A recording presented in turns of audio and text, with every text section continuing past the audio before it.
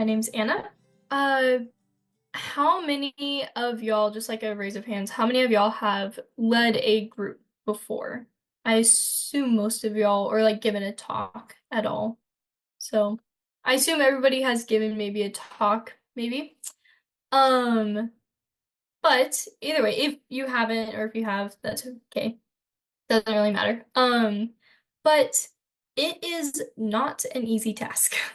It is, it's kind of like an art. An art that is very important in our Shenshot world because every meeting and talk that we give is meant to educate and enrich those who participate in it. We have all experienced like failure after giving a talk or a meeting. And maybe like afterwards we think like, oh, what did I do wrong? That's okay. It's part of learning, right? You can do multiple things to make the next part or the next talk or meeting easier and better for the girls that you want to educate. And this is why we're here to show you how to do that. So, the first thing to do for your talks or your meetings is to make the shrine your meeting place. Whether you're close or to the shrine or not, that's okay. You can create a shrine atmosphere. I know the closest shrine to me is like 3 hours away. So for every meeting, I'm not gonna drive to the shrine, because I know all of my girls wouldn't be there. But that's okay because we can create a shrine atmosphere in each meeting. Now, how do you do that? So first, just simply like you can just simply keep your room clean that you're having your meeting in. And the messier the area is, like it leads to more distractions and it's harder for the girls to participate and to stay focused on the topic of the meeting. Also to make sure that there is enough room for your activities. You don't want to make your activities super cramped. Um, One very important aspect of your meetings is you should always have a Blessed Mother in each meeting.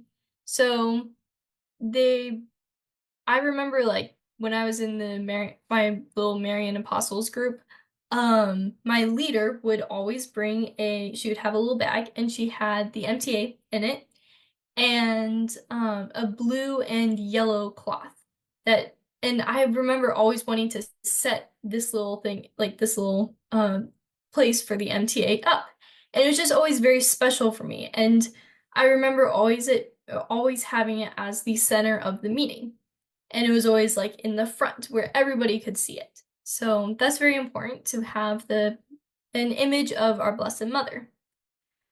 You can also have your girls bring flowers for her, which is good. That's always good for her or for the Blessed Mother and for the girls to contribute their own gifts to the Blessed Mother.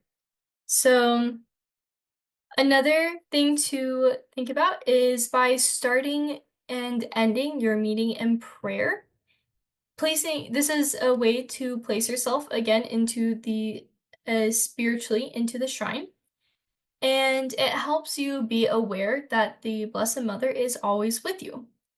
I have experienced multiple times where um, a very clear line between when I don't start a meeting or a talk in prayer and when I did start a meeting, a talk in prayer. And I've noticed a difference because I remember last year, for example, like I was giving this talk for one of the camps, and I forgot to say a prayer in the very beginning, and I think that was probably the worst talk I've given. Um, but then I made a mental note to myself for the next talk, for the next camp, to make sure to say a prayer in the beginning, and I saw a huge difference. And I realized, like, okay, well, it's not my words that I'm trying to give to these girls, it's the Blessed Mother's and Christ's words. So I need to remember to say a prayer and ask them to give me the right words, right? And then also having a visual way of placing contributions to the capital of grace. You can do this by having like slips of papers, beads, really whatever works for your group. And then most importantly is bringing a shrine atmosphere by your being. The more attached to the shrine you are, the more the group will become attached to it as well. If you are not, like, even if you're not able to physically be in it. So, all right. So next is the goal and the group of meetings and discussions. For each talk, there should be a threefold goal. One is goal of knowledge, second is goal of education, and third is a goal of apostolate. So a goal of knowledge is at each encounter, after each encounter, each girl should have acquired greater clarity or even new knowledge regarding a particular topic or truth of our faith or some point of Shinsta spirituality. You can think when you're giving your meeting, like, what do I want them to know at the end of this? So that's goal of knowledge. Goal of education. Each girl should be able to take along something that she can apply in her daily life for and this is for spiritual education and formation. So another question that you can think of is how can this help them in their daily lives? And then lastly, a goal of apostolate. In each meeting or talk, the thoughts and conversations should motivate the girls to do something for others, even if it's like only in the framework of their homes, families, friends, whatever it is. That's okay. You can start small. And so, a question that you can think of is what can they do, or how will they share this with others? So, again, the three questions that's the goal of knowledge, which is what do I want them to know? A goal of education, which is how can this help in their daily life? And a goal of apostolate, which is what can they do or how will they share this with others? All right, so now we can get into actually starting to plan the meeting. Before the meeting, you have to, preparation is just as important as the meeting itself. So I cannot stress this enough. Give yourself enough time to prepare, please, because if you don't, it will not work. I've also experienced that multiple times. I did not give myself enough time to prepare. And then the night before, I was scrambling trying to get this talk ready, or I was trying to get my meeting information all together. And the next day, it just didn't work out because I myself did not know the material very well. It's important that you know the material so that you can pass on effectively to others. Because the more you understand it yourself, the more you can answer their questions and the needs of the group.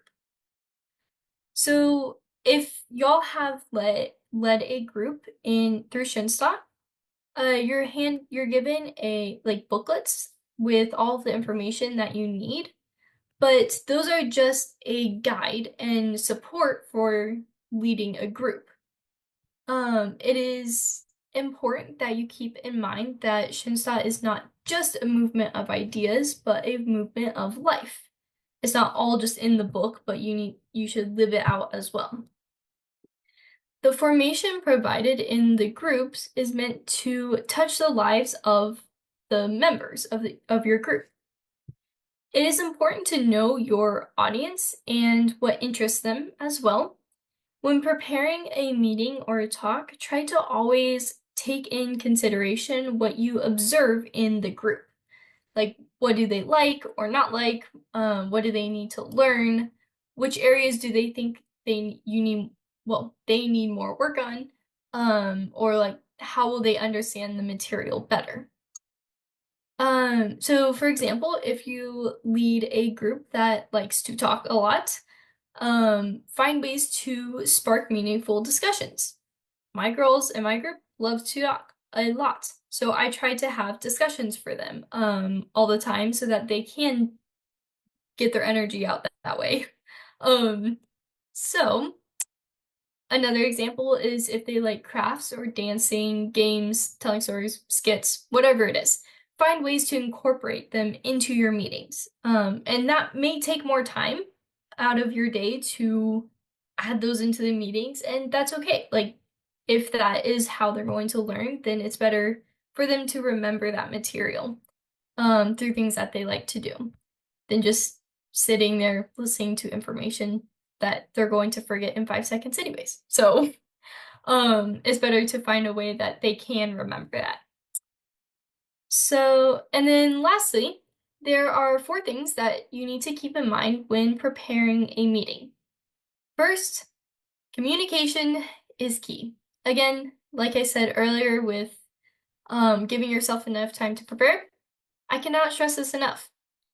Communication is key. So, it is important to keep in contact with the members of your group, even outside of the meeting. Establish good communication with them and with the parents that help coordinate the groups. So, 2 things that help me personally with communication are, first, if you're leading a group, send out all of the dates in the very beginning of the year. That helps me so much because then all the moms like have everything right in the beginning of the year, and they can put it on their calendar and they're just ready for the rest of the year. Second is to send out reminders at least 2 weeks before. And that is also very helpful, because we all have busy lives. They have busy lives, so it's good to have those reminders. Um, so and then secondly, so that was first, communication. Secondly, to start the meeting with a brief review of the past meeting. This helps connect all of, like, the information and to let them know that everything is connected. It's not just like we have one meeting and then we have the next meeting. It all works together. Third is to have a creative introduction and to make the topic of the meeting very clear, like in the beginning. The clearer you present the topic in the beginning of the meeting, the better they're able to follow and the activities and discussions and stuff. I had multiple times where I've listened to talks or I've been in meetings and I like didn't hear or I didn't really understand the very beginning the topic of the meeting and or the goal of the meeting, and then the whole meeting I was just kind of lost. So that is very important. All right, and then lastly is to incorporate games and activities. Remember that each activity should have a meaning and purpose that relates to the main topic of your meeting or your talk. Try to leave like the options of filling the time with games only for emergencies. Um, you always want your activities to reflect back onto the topic. So, that is all I have for you. If y'all could give your attention to Lauren, that would be amazing. Thank you very much. Thank you, Anna, for that amazing beginning of our group meeting. We will now move into what you should actually be doing in the meeting itself. So you thought when you came here, we would just be talking about what you're doing in the meeting, but there's actually so many steps before. So now we're at the meeting. So your meetings should have kind of like a family-like character. So what I mean by that is you're not in a classroom, and you're not like babysitting these girls. Cause I mean, sometimes they might be like 6 years old, but sometimes they're your age. So you should approach it from like a sisterly, like hey, I want to tell you this cool thing that I just learned about today and you should know about now too. And not as much as I am your teacher and you are either passing or failing this class and you have to listen to me at all costs or I'm failing you. No, that never goes over well. I've been in talks like that and it's very confusing, honestly, because most of the time they're people close to your age. So good to keep in mind that family like character. Um, and some things to keep in mind during your meeting itself. So you should always find ways to keep, like to awaken responsibility in the group. So what I mean by that is the responsibility of each member of the group will grow if she feels that she has something to do. So like Anna mentioned, she remembers setting up the little shrine area for her meeting. So giving a girl a task like preparing the room or bringing flowers, arranging the chairs, leading opening prayer, maybe reading a section from the book, reading from the Bible.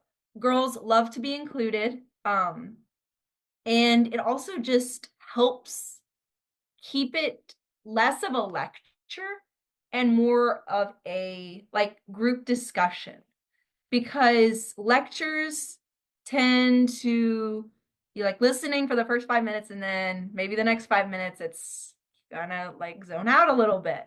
And then by the end of the lecture, you're just sitting there and you don't actually remember anything. So awakening that responsibility and including everyone in the group really helps the girls feel engaged and that you actually want them at the meeting. Um, you have to be consistent, punctual, and reliable. So if you're meeting at a church, be at the church 15 minutes before the girls get to be there. So don't show up at 3 if the girls are supposed to be there at 3, because then you're not there to greet them and set the atmosphere. All the girls are going to get there. The parents are going to be mad. They're like, where were you? You need to be there 15 minutes before, if not more. Be consistent. So maybe you're planning out your meetings. Like maybe have a consistent schedule. Don't be flippy floppy like, "Oh, I know we met last month, but I don't think we're going to meet again this month." Or in the meetings, like 1 month you're all about including the girls and, "Oh yeah, you can lead prayer and you can read the Bible and everyone." But then the next meeting you're like, "No, I am leading all of this stuff. You guys don't get to do that." That confuses and doesn't allow the girls to create that relationship with you, um, and that bond that you always really have with your group leader. Um, you might not see them, but you always remember them, and you're like, "Oh, well, my leader, Marcy, she was really amazing. I remember she was so goofy and always told really funny jokes." There's just always one thing you remember about a leader, and don't let it be your inconsistency. Um, Also be reliable. Let them know that they can ask like questions and that you can answer those questions. So if something comes up in the meeting, um, that they don't have to just go home and wonder, oh well, RTA, I don't really know what that is. Like let them know that you're always there to like answer questions. And if they ask you a question and actually you don't know what that is, make sure you come back with an answer because most of the time they're going to remember their question and be like, hey, so I asked you about RTA last week. Do you remember? Or last month? Whatever. So consistency, punctuality, reliability. During your opening and closing prayers, pray for special intentions of the group. So you might open and ask, does anybody have anything special that they would like to pray for? And this allows for a community spirit to grow between the girls and yourself. Um, because a group is girls that are around the same age who are all striving for one ideal, whether it's a Marian Apostle ideal or an RTA ideal. You're all striving for one thing. So you guys should do it in a way, like that family-like spirit that I was talking about. Um, so by praying for special intentions, it breaks down walls of you're one person, I'm another person, we only see each other at these things, and we don't really talk.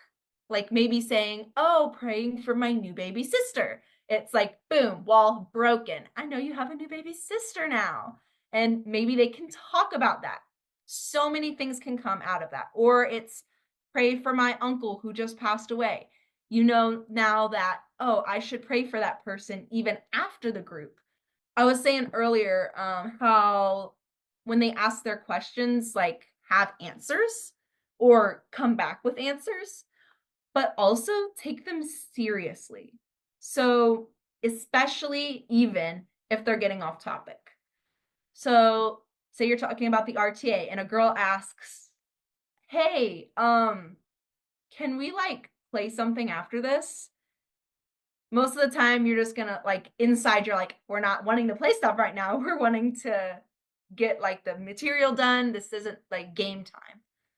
But if you like if you kind of brush their question off like, oh no, like we're not playing games right now. We're listening to me talk. If you do that, are gonna lose interest even more. They're not gonna want to listen to you because they're like, oh well, they didn't listen to my question. They don't actually care about me. But if you even address that question of, "Oh, can we play games after this?" You can be like, "Oh, yeah, we can definitely like let me finish this really quick idea and then we can play after this." Because that also continues that like family like spirit that you're not in a classroom, you can have fun too. Schoenstatt is amazing and fun. And even if they are serious questions about Schoenstatt, like someone asks like, "Oh, so who's Father Kinsinek? Is he really the founder?" Like, don't be like, duh. He's the founder." It's like, no. Maybe go into the history a little bit. Maybe send them something like, here, I found this quick little thing about Father Kinsinek and I'm going to send it to you so you can learn more about him. Also, the last point on that is in order to keep or moving from questions into our next point, in order to keep the striving alive, try and always lead them to find a common resolution at the end of the meeting and help them find creative ways to remember the resolution. This is key. This is what makes or breaks if your group remembers anything that you said.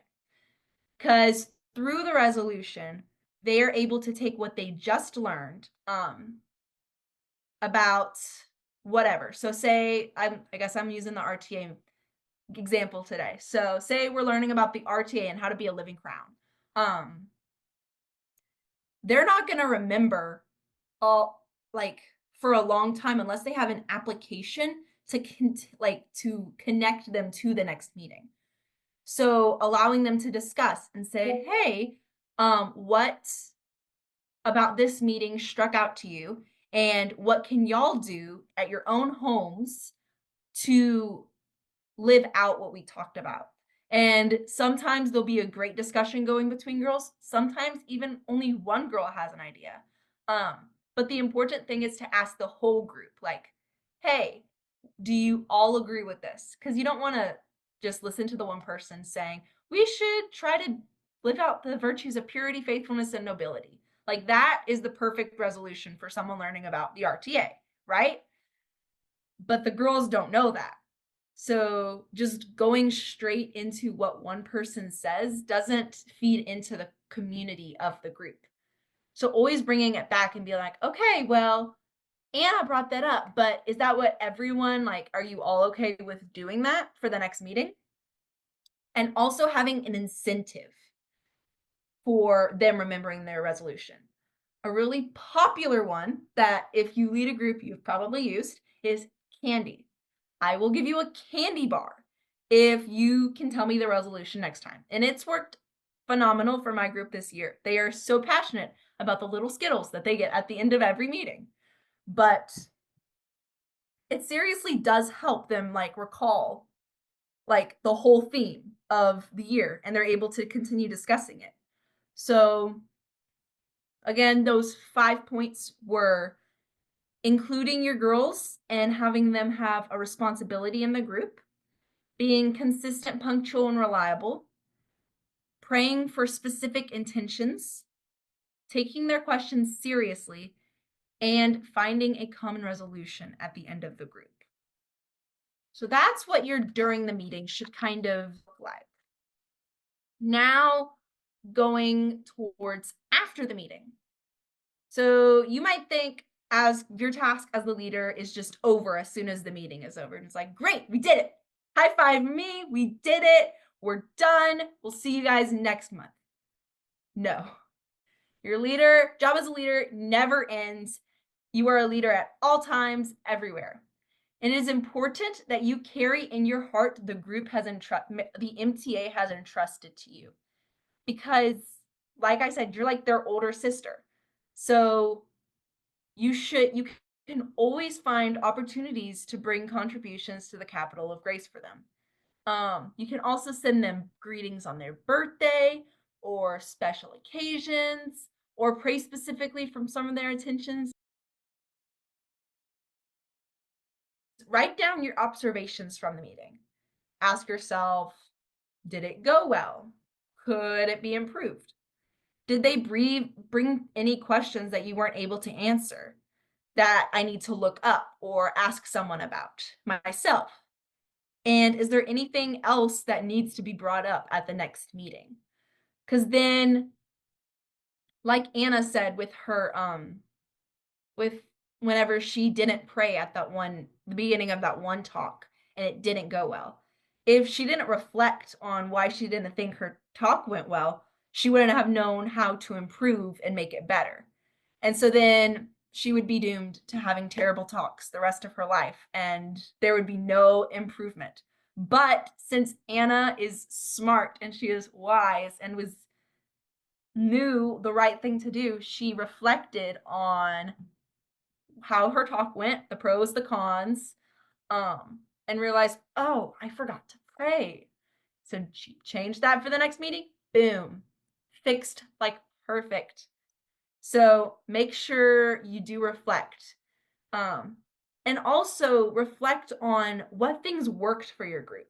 So last year I had a group so energetic. They loved their skits. So I had to do a skit every meeting and it was great. This year I have a different group and I would approach the group with like this kind of same energetic mindset. And so I put a skit in the meeting and I was like, all right, it's going to be great. And as soon as I pitched the skit to them, everyone like kind of scoped back in their chairs and looked at me and they're like, what do you mean a skit? I don't want to do a skit. I don't like this idea of a skit.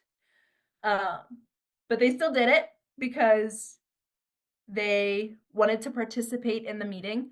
But I noted that they were not very happy that they had to do a skit. And so I've not done a skit since, and they have still enjoyed their meetings so much. You find things to substitute, little games here and there. Also, make sure you keep your group, your moderator, whether it's your diocesan leader or you have a youth sister, whoever it is that's in like above you and kind of helping you with your group setting, make sure you're keeping them in the loop about how your group is going. So if there's a problem with maybe one of the girls that maybe they're being rude and you don't know how to like handle that situation, maybe there's other tough situations, or maybe you're having a great time and everything is going smooth. Make sure you tell your the person over you, whether it be a diocesan leader, group moderator, youth sister, whoever it is, make sure they're in the know, because then they can help you with any situation or congratulate you that everything is going swimmingly. And finally, never give up. And so it's important to also realize that sometimes, even when we've put our heart and our soul into preparing, we will still feel like our meeting or talk was a failure, that no one got out of it and took anything along.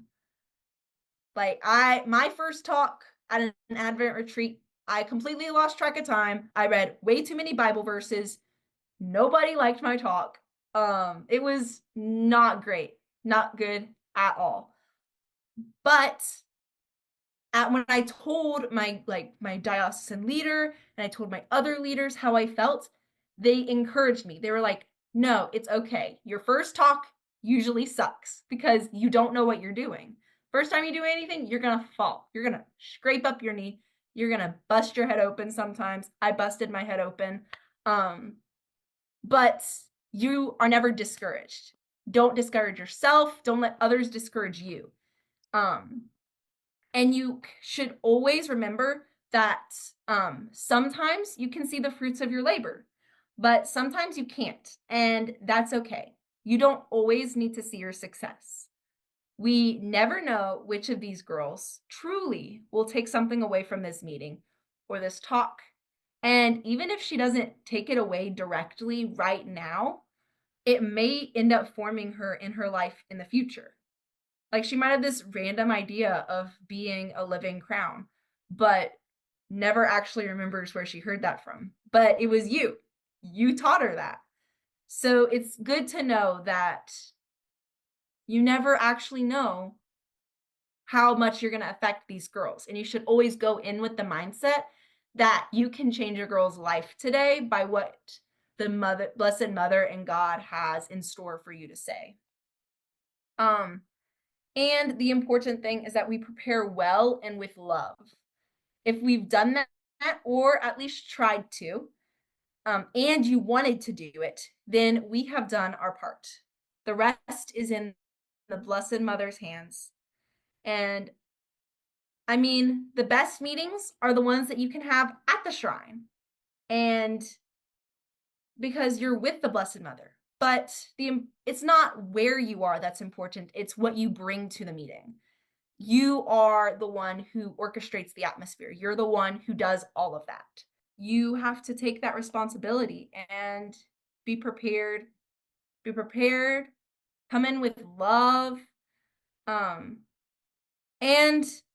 at the end of the day, we can't always take the girls to the shrine to show them that Blessed Mother's love. But we can bring it to them. And we're her little instruments. Don't get discouraged. Keep going, even when it feels like there's nowhere left to go, that you just botched that meeting, you just botched that talk, you're done, you're ready to give up. No, you've got this because the Blessed Mother has got you, and Mother always takes perfect care and is victorious. This is a two-part meeting. So this was the first part, and this was more of like the practical, like, okay, so what actually should I do in a meeting? That's what this part was. So after hearing this, we will have a second part to share some of the more spiritual aspects of how group meetings go.